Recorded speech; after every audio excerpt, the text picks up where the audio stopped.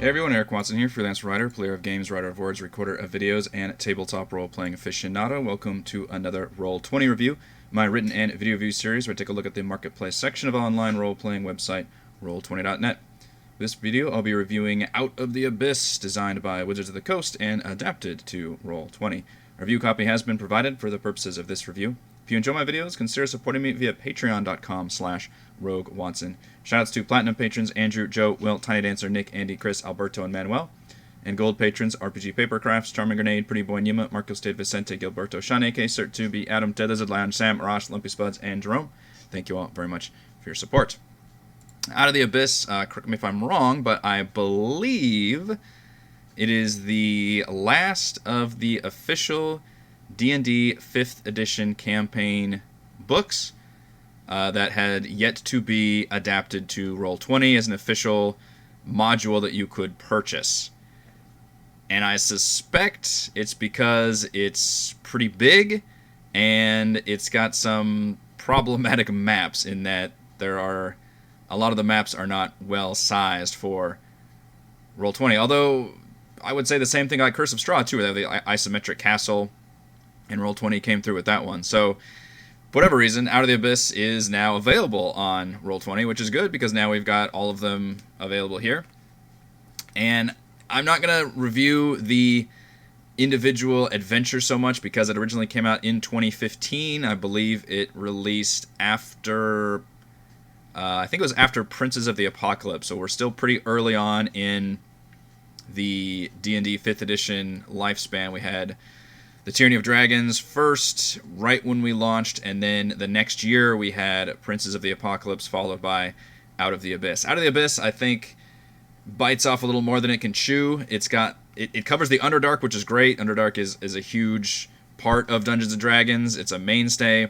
But then it also wraps up like a demon invasion on top of that, and it starts the players off as like prisoners without anything in the middle of the Underdark, which is both a cool start and a terrifying one for a DM to try to handle. And it's got a very weird, by the way, spoilers, obviously, it's got a very weird mid-act break where the players actually make it out of the Abyss, and then you got to go back in there. So it's kind of like, it starts off as an interesting, like, the whole plot is just to escape and get, flee your drow pursuers, and then the second half is actually going after the demons. So it's kind of an odd part 1 and part 2 spread out across like 15 chapters or something. It's also a whole lot of like, some chapters are just pure like random encounters, you're just experiencing things in the Underdark. So it's got a lot of problems, especially looking back now that we've over a dozen hardcover campaigns. In fact, not too long ago, just last month, when we had our shameless plug, our 1-year anniversary DM roundtable where I get together with patrons and we discuss different topics. The topic that we did was ranking all of the 5th edition adventures, and Out of the Abyss was definitely in the bottom half. It was about number 10, I believe it ended up on, out of 15. So definitely not one of the better adventures. I don't think it's necessarily bad. I think there's just a lot going on. Now, for the Roll20 module, which is what I'm going to be reviewing, first let's talk about what all you get with your Roll20 purchase, which, by the way, normally I would state the price alongside the bundle, but Roll20's adventure bundles drop in price after a while, like most things do. So, for example, when Tomb of Annihilation released, it was $49.95, and now you can pick it up for $24.95 here, 3 years later. So, Out of the Abyss is launching at a price tag of $39.95, which is a bit lower than the usual $49.95, but again, take that with a grain of salt. If you're watching this months or years later, obviously it will be a cheaper price point.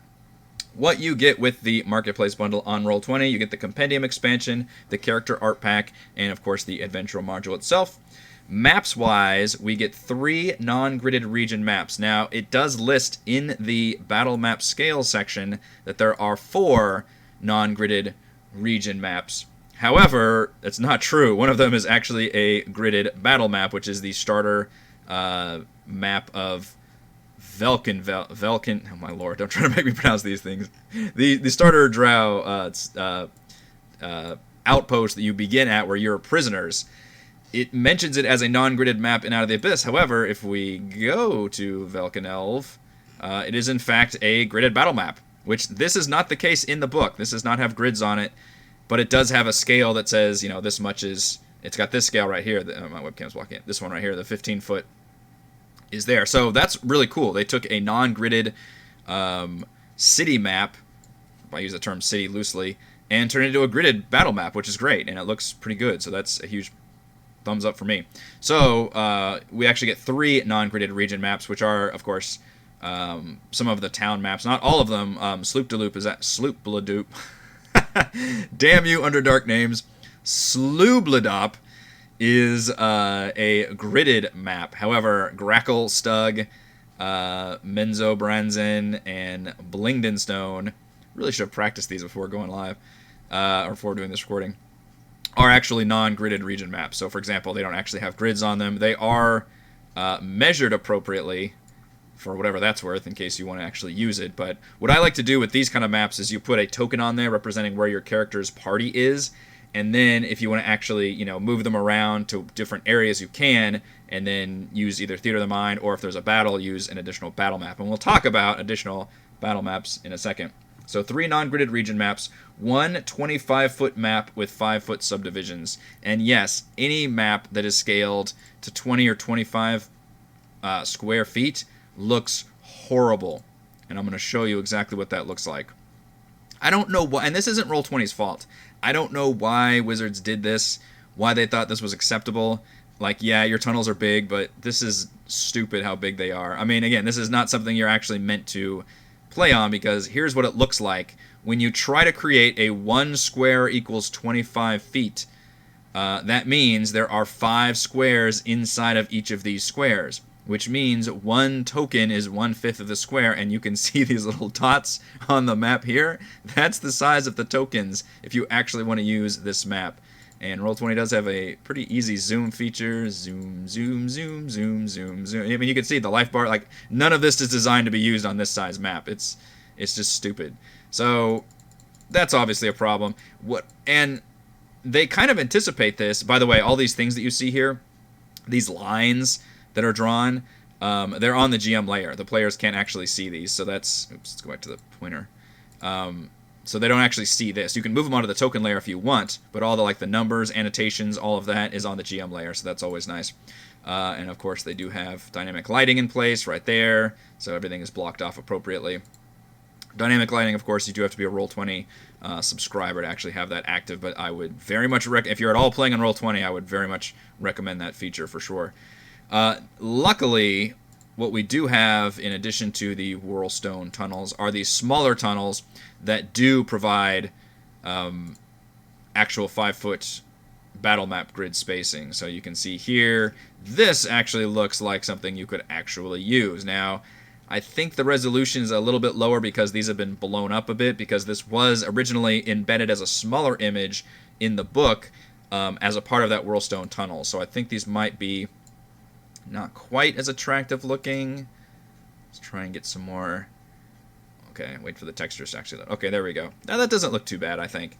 So obviously this is a better. So what I would do if I were running this in Roll20 is use the bigger ridiculous map, if you're going to use it at all, as a region map. Just put a party token on there and move them around. And then when you actually have encounters or things, you have a lot of these for about half those areas. And the other half, I would use some of the random battle maps that Roll20 includes. And again, we'll get to that in a second. I'm kind of bearing the lead here. So, 1 25-foot map, 1 20-foot map. Yes, they do have 5-foot subdivisions, but they look so bad, you're probably not going to want to use those maps. 6 10-foot battle maps with subdivisions. Now, these you can definitely use. Let's see, what's an example of a 10-foot battle map? Let's go to the Hook Horror layer. These you can definitely use. So this is an example of a 10-foot battle map with 5-foot subdivisions. There's 2 different ways you can do this kind of map. You can either use it like this and subdivide it so the tokens are small, or you can blow the map up, depending on, again, the resolution of the map, double the map size, and then it becomes a gigantic map you have to move around, but the tokens are bigger. Usually Roll20 does the former rather than the latter. So it creates smaller tokens, and you pretty much have to zoom in to, something like 150% to where you can see it normal. But that's not the end of the world, honestly. 10-foot battle maps with 5-foot subdivisions, I think you can work with that. Anything bigger than that is just ridiculous, though. And then, of course, we do have 12 5-foot battle maps, which includes 5 new maps by Roll20. So original map of a 5-foot grid is, for example, the oozing. We're back to zoom in. So we zoom out. This is what a normal map looks like with a 5-foot actually grid map. Is the oozing temple, and obviously, I showed you earlier too those whirlstone, those smaller pieces. The new maps we get, which is really pretty cool, are provided by Roll20, and these are random battle maps that are all 5-foot grids, and they are designed to be used in any situations where we don't have a map. Now, previously, with the official modules, we might get like one essentially blank page map that was like a sepia tone, like parchment map, and it was just called random battle map, and you're just supposed to throw tokens on there and just fight. Now, obviously, you're almost theater of the minding in there. You can kind of use a little bit of tactics, but there was no real map involved. And then Roll20 has kind of been gradually improving this system throughout the years. You know, at some point we got some random battle maps that were very, very generic, like different, art styles and everything that was very basic, but they could cover some, situations. This is, and I'm not joking, the best job Roll20 has done in terms of providing additional maps, because they fit the very unique qualities that is out of the Abyss, which is all Underdark stuff. You need to do dark-ass tunnels, dark cities, webs, altars. All these things are provided in 5 maps, which is really, really cool to see. And you can see the art style is, frankly, I think better than the ones that were given in Wizards, because the art style in these maps right here are all incredibly drab and brown and gray. Look, I know we're in the Underdark, but as you can see here, that doesn't mean we don't have color. Like, give me some purples and some bioluminescence, and God, that looks so good. And compare that with something like the Hook Horror Lair. Like, this looks so boring and lame. Like, everything is just gonna look the same dark brown tunnels. Like, ugh. So I think this is really nice looking. You can get so much mileage out of this, and yes, they all have dynamic lighting, and you can see these things do properly light up.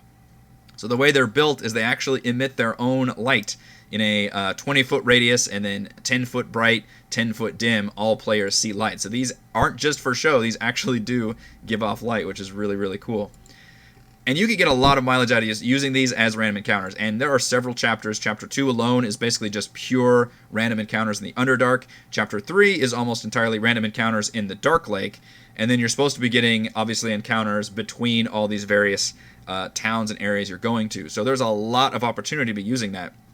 And there are no maps provided for, obviously, all those encounters in the book. So Roll20 has provided these maps. Now, you can take this, you can copy it, you can go to the map layer, you can rotate it around. Obviously, you would have to completely fix all the dynamic lighting, so it would take a lot more work. But you could ostensibly use this map for, and you can, use your own blockages for dynamic lighting to create, certain zones and pathways. Literally do like the Dragon Age 2 thing, where you use the same bloody map and just, block off certain choke points or turn it around to get the most mileage out of it, because I think that's definitely what you can do here. This one is really great. We have just generic caves. We also get a city map, which would look awesome for something like Gracklestug, if you just want your players to be able to run around and have actual encounters on here. And this also has dynamic lighting on the buildings, as well as light coming from inside, which is really cool to see. Absolutely love that. We also get a lakeshore, because there's a lot of dark lake encounters, which is a really creepy looking, dark lake. Little boat token, if we wanted to use this boat token. I love that it's labeled as boat. Thank you so much, Roll20, for labeling that as a boat. I would have no idea. We also get a platform map, which I originally thought this would be good for the Silken Paths, but I think the Silken Paths are literally walking on webs over a chasm. So maybe not quite what I envision the Silken Paths to be, but still a very cool looking map. It's got these platforms over chasms, webs everywhere, and just really cool looking with all the, again, the lighting coming off, which looks neat. and then a shrine map. I wasn't quite remembering which particular use this could be, but I think this is supposed to be water right here, so I wasn't quite sure if this is a certain point that in the story that we're supposed to be using. Again, I mean, it's been years since I looked at Out of the Abyss until obviously with this review, and I didn't read the whole thing again. So, but still, it's a really neat looking map. Got some blood going. It's just a neat addition. Again, this is all separate additional stuff that you get with the Roll20 bundle, in addition to having all of these maps. So, what else do we get besides maps? We get the alphabetized token page. This is a normal thing. If you haven't seen any of my Roll20 reviews or purchased anything on Roll20, this is pretty common, where they give you every single monster token on a token page. Now, you can always just grab whatever thing you want and drag it from the journal. So you don't need this token page, but it can be helpful to, look at the tokens, see what they look like. You get the sense of scale, which is pretty nice. There's also a good ratio of tokens that actually have token art versus ones that don't. Out of the Abyss might have one of the best. In fact, I'm not even seeing... Look at this. Okay, here we go. There's a couple in here, which are normally going to be special unique enemies that might have no token art, which means they weren't given art in the book. And so Roll20 just had to use their kind of name right here. But honestly, a pretty good job of not having a whole lot of missing token art. It looks really good. And it's actually organized too. There's giant creatures, myconids, Kuotoa, the drow have their own section, and they're also organized that way in the journal as well. So you can see demons, drow will have their own section. We get over 200 monsters, and they all have those drag and drop tokens. They all have their stat blocks built in. There's over 100 player handouts. One weird thing that this one does, however, that I noticed that I haven't seen any of the others do, is they don't seem to have the handouts linked to the character sheets, which is weird. So, for example, Chul, our lobster friends, in previous Roll20 campaigns, there'll be a link where you can click on the handout to then show your players, because if you click on this, I believe it will show all of this to the players. It'll show you their entire description as well as traits and actions, and that's usually not the kind of stuff that you want to show off to your players. And here's what the character sheet looks like. Everything's all built in. It's all tied to the creatures. Right now, if you were to click an attack, and I believe it's just set up, and I think you can set this up when you first create the module. It auto rolls to the GM only, so it keeps your rolls hidden, and then it rolls both advantage or disadvantage depending on what you have. I rolled really well. And then you can choose, if you have advantage or disadvantage, which one you want to actually use. And then when you click the attack button right there, it actually rolls the damage. This is something, if you haven't used this on Roll20, that's kind of how the character sheets work. When you create the module, it will auto default to using the 5e sheets. Obviously, make sure that is the case. If you want to change any of this information, click on the gear. You can change it to make the advantage a toggle instead of having to always roll it. You can auto roll damage if you wish, and you can turn off whispering rolls if you want to keep that stuff public. So generally, all DMs are going to have their own way of doing things, but that's the default that this campaign at least starts with. But I believe when you create the module, you can create your own defaults as well, so it doesn't matter too much. But it's weird because it doesn't have an option to click to the handout, whereas these handouts are available. So if you see here, handout Chul, this is what you want. So you can click show players, and then it will pop up under, the player handouts, art handouts, creatures, blah, blah, blah. It's just weird because, like, for example, we're playing Tomb of Annihilation right now in the Roll20 module, and I have used that link a bunch of times. Whenever you click on a creature, there'll be a link to show to go to the handout, and then I can click on the handout and then show the monster from there. So it's just bizarre that this is maybe it's an oversight. I'm not sure what happened there, but all the other modules I've seen has that option to link to the handout from the character sheet, rather than me as the DM trying to scroll down all the way to the art handout section like I just did right here, and then try to find the creature, click on it, and then click show players. It was a big time saver. That's not the case here, and I'm not sure why it's not. But you can copy and paste these to your page, or you can just drag them onto the map just like this. And you can see here, it's not displaying its own lighting. It's, again, they have default to, they have their own vision, which kind of lets you basically use these to, or I guess they are, sorry, they're emitting light, but players can't see the light, which is supposed to be a way of you seeing, I guess, kind of what they can see in general. But you can, it does show off the dynamic lighting, which is kind of nice to see. But, you know, default, hit points, all that shit is tied to the character sheet, which is very nice to see. What else do we get? So over 200 monsters with drag and drop tokens, and then we get over 60 named NPCs, and these are specifically unique stat blocks, creatures, named things. Sometimes they might have their own unique stat block. Sometimes they'll just have, you know, say that they are a different stat block and just have a named NPC. I just included that all together. There are over 60 of those. 40 of them have handouts, which is a pretty good ratio, because a lot of times if we get unique NPCs, we might get a name but not a picture to go with that name. In this case, over half of them actually have pictures to go along with it, which is really cool to see. The ones that don't, as I mentioned, have that kind of name, which is very awkward. And to go along with the tokens, one really cool thing that we have is rollable tokens, which are, it's kind of a misnomer. It just means they are multi-sided. So you can, and in this case, all the ones that have the asterisk, or you can scroll up to here to see rollable tokens. This actually shows you what that means. And what that means is that you can right-click on one of these tokens, click on multi-sided. You can randomly do it, or you can choose a side. And for the drow, and so usually what this is used for, if you have something like a werewolf or a were-rat that can actually transform, it's a shape, or a doppelganger, something that can change their shape, you can literally change the token, which is cool. What they've done here, though, is notice how the drow, you can change any one of the drow tokens into any one of the other drow tokens.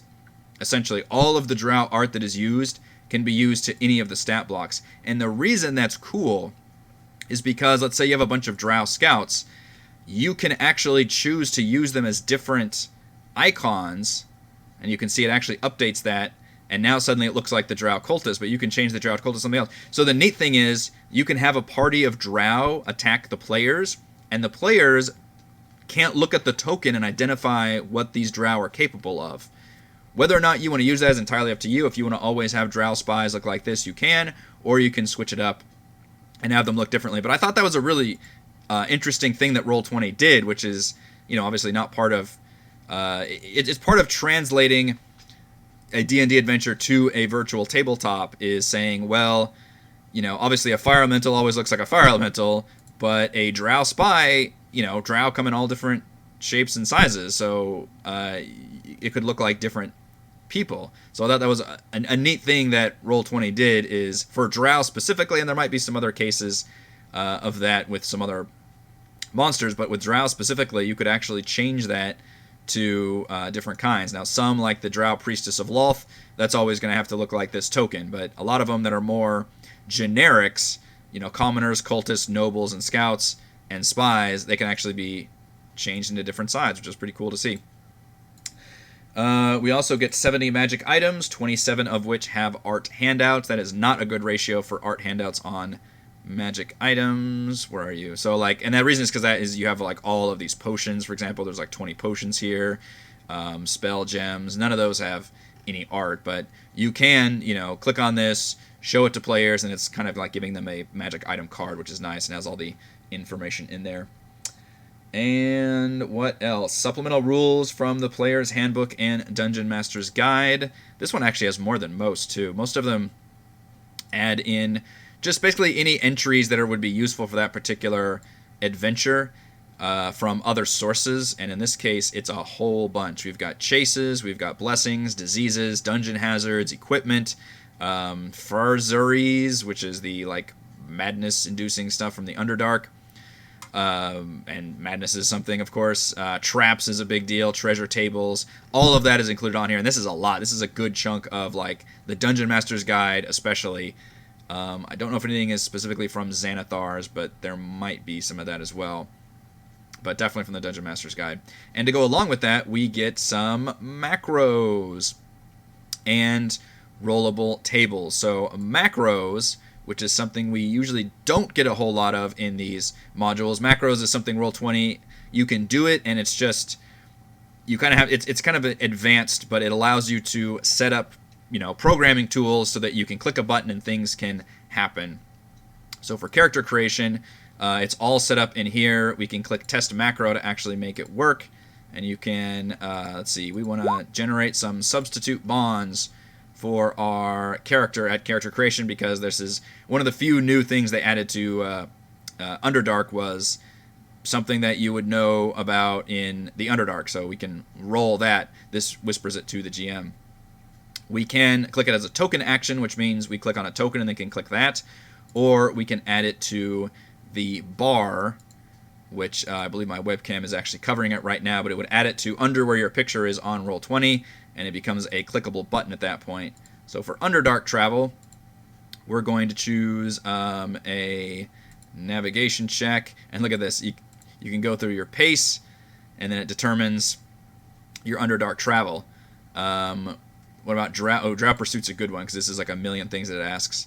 If we click on Drow Pursuit, what's our pursuit level right now? It's 4. Our pace is fast. Have we covered our trail? Have we had any random encounters? Are there any terrain modifiers? This is all built into the macro.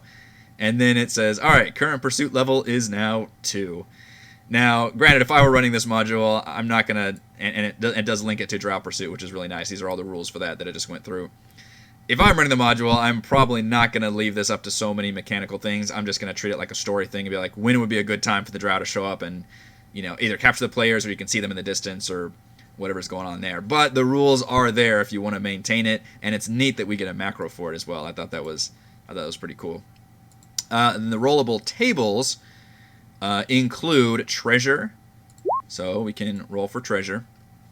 And notice how the macros are whispered to the GM as they're set up right now, but the rollable tables are public, and you can, I believe, make it so, players can roll from table if you click on it. And here's what it's all rolling. It essentially rolls, whatever you program it is as, and then goes through and comes up with one of these. And it's the same thing for the encounters. You've got it for treasure, there's madness, wild magic surge, those are all from the Dungeon Master's Guide. And then we get to, so this is the confusing thing. The way that the rollable tables are set up in Roll20 is it's just all in one big long list. It'd be nice if they had subheadings for these, but essentially these are actual tables from the Dungeon Master's Guide. To use rollable tokens, for example, the were-rats and all the drow, they have to appear in here. So that part's weird. Just basically ignore those in the table. And then we get into where they're actually divided up into the journal. So if we wanted to use, let's see, what's a good example for an encounter? Chapter 2's got a lot of encounters. Beholder memories, mad creatures, raiders, scouts. Here we go, silken paths. So if we want a, there we go. So there's an encounter for the silken paths. A spectator. Let's roll it again. Giant spiders, 2d4. Now, notice that it is not rolling that 2d4. That'd be nice if it did. But what it's doing is, if we go back to Chapter 2 on, I think it's just this, nope, not Into Darkness, maybe, or no, Silken Paths, there we go. Set encounters. What it's doing is it's rolling this table right here, the Silken Paths encounter table. So you can see a spectator was one roll, and 2d4 giant spiders was another roll. So it's just rolling this d12 into these encounters. It's not then further rolling one of these, like d4 drow, d4 quagga things. But still very cool to see. A lot of people forget about these or kind of dismiss them, but the rollable tables can come in very handy. It is a little overwhelming to look at because it's just a whole bunch of stuff, but basically you want to look at the ones in the beginning, which are the Dungeon Master's Guide ones, which are like trinkets, magic items, those kind of things. Skip the creatures, and you can go right into, here's Chapter 1's tables, here's Chapter 2's tables, and it literally has a heading, Chapter 3, The Dark Lake. It's a blank one. That's literally like Roll20 trying to subdivide them because they don't have subdivisions in here. So you can see that's where all the tables are. And there's a ton in here. Like every single time you find a table that has a D4, D6, D12, there's a section for that. So every single one of these things has a table in there, which is pretty cool to see. So I like a lot of the amenities that Roll20 provides. If you're going to run this adventure, it's pretty obvious it's a huge time saver. There are a few, issues. Obviously, I have an issue with the overall campaign in general. I think it does too much. Trying to do the Underdark thing is fun, but then trying to also do a demon invasion on top of that is a little too much. And then there's a whole, the fact that part 1 is escaping from the Underdark, part 2 is just going back into the Underdark to defeat the demons. That part's kind of weird. The maps can be a little awkward. I don't like the map style, and a lot of the maps are just don't have a very good size. It's just they're too big, and for the same reason. And it's weird it came after Princes, because with the Horde of the Dragon Queen maps, that was so early in D&D's development that I can kind of forgive them for giving a lot of those maps just total screw up sizes. But then we did Princes, and that one was generally good sizes, and now this one seems to be worse, as well as I think worse map quality in my opinion. So, although it's better than the more recent maps, frankly. But it does a lot of good things too. I mean, there's a lot of you get a lot of monster creatures in here. The Underdark is still a really cool place. I love that Roll20 added some new maps to be used. I think the tables are a huge help for sure. One weird issue I did find is that although Slubladop is a gridded map, essentially a battle map, and this time, I'm okay with tiny tokens because this is a giant city, and it's hard to do a giant city on a battle map. However, this has no dynamic lighting on it whatsoever, even though it's a battle map. I'm not sure if that was on purpose or if that was an oversight, but there is... in fact, it's enabled, which makes me think that there was supposed to be dynamic lighting here. But as you can see when I switch to it, there's absolutely no dynamic lighting on this map. So players will be able to see through all of these little buildings and hovels and things, which not a huge deal, I guess, on this particular map. But I mean, it definitely makes I think it looks odd if you can see all of the, especially if it's supposed to be a bunch of line of sight blocking buildings around. That's not the case with all the other maps. They all seem to have dynamic. I think maybe the problem was they thought it was a city map, which does not usually have dynamic lighting, because it's like you're looking at a parchment page, whereas actual dungeon maps should have dynamic lighting enabled. So that was just a error that I found. But otherwise, maps, take it or leave them. I like the new additional maps. They're really good. It's not my favorite adventure. I don't think it's horrible. I think you can get a lot of good stuff out of it, and I think the amenities that Roll20 provides are a huge, huge thumbs up. So let's go over my pros and cons for Out of the Abyss. Pros, you get a huge amount of player handouts, character sheets, and supplemental rules. Over 200, if we're including generics and named NPC sheets, there's over 250 character sheets ready to go, which is amazing. And most of them have token art. It's a great ratio. A lot of ones I've reviewed don't have a lot of good token art because they're using unique monsters that weren't given art by Wizards. So that's a huge thumbs up. Pros, modified maps for 5-foot grids. That's going to be a con, is having to have the modified maps as well. So weirdly, I'm kind of putting this as a pro and con. It's pro for Roll20 for providing those modifications, because otherwise, obviously, you just can't use a battle map if it's not 5-foot grid. Like D&D 5th edition absolutely falls apart. There's no point in having a grid map if you're not going to have 5-foot grid. So I appreciate that they took the time to subdivide and make those.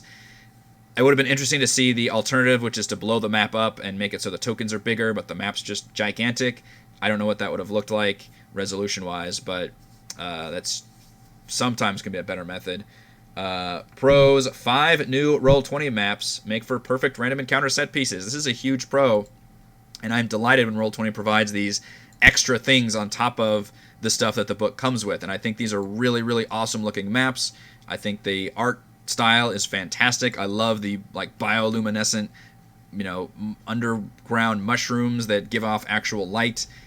You could reuse this map in multiple ways, and you get a bunch of those kind of maps. So I think that's really, really cool addition. Pro, multi-sided tokens for creating diverse drow. At this point, I expect multi-sided tokens for things like werewolves, were-rats, doppelgangers, things that can change shape. But I love the fact that we got 8 different token sides for the drow, which allows you to mix and match a lot of those, basic drow tokens to where players might not know who's who, which is pretty cool. Because I think that's in keeping with the fact that you're fighting a bunch of drow that could be different classes. And pros, rollable tables for encounters and treasures. So many rollable tables. More than one could ever use, most likely. Cons, drab art style. Not Roll20's fault, but it is definitely a bummer about Out of the Abyss. I think they're just not very attractive maps whatsoever. Underdark can be beautiful, guys. It can be beautiful. Cons, half the maps require subdivisions, and 20 to 25 foot scale maps are a joke. So that's the con. Like, it's a pro that Roll20 made those modifications, but it's a con that so many of those modifications had to be made. And for the case of the Whirlstone tunnels and what was the other one? There was I think it was this one, Mantle Dureth. Where the tokens are so tiny, like you might as well not even use it, which is just a huge bummer. Con, Slubladop lacks dynamic lighting. That just seems like an error on Roll20's part. And con, the other bummer, and I'm not sure why this change was made, or again, if it's an oversight, but that monster handouts don't appear to be linked to their character sheets, which is a thing that I very much took advantage of when I'm playing these Roll20 campaign adventures, and I've got a monster, and I can click on a link that then brings me to the handout, and then from the handout I can share that to the players. Not the case here, which is kind of weird.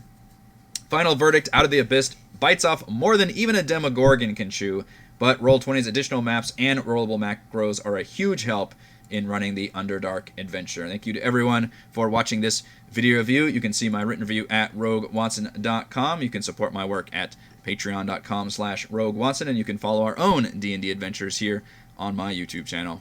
Thank you.